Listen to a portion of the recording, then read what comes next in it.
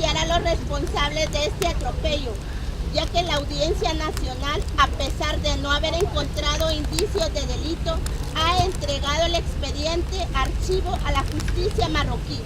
El gobierno español y en concreto el ministro de Interior, señor Zoido, debería explicar los motivos por los que quiere procesar a Elena Maleno.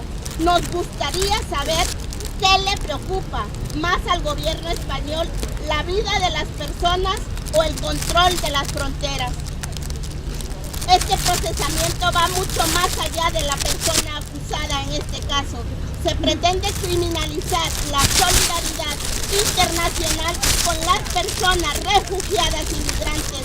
No quieren testigos que denuncien la vulneración sistemática de los derechos en las fronteras. Además, no podemos olvidar que solo en el año 2017 han sido asesinadas 312 defensoras y defensores de derechos humanos en el mundo y de que al menos hay 45 procesos judiciales abiertos en Europa a quienes han decidido desobedecer las leyes injustas derivadas de las políticas migratorias comunitarias.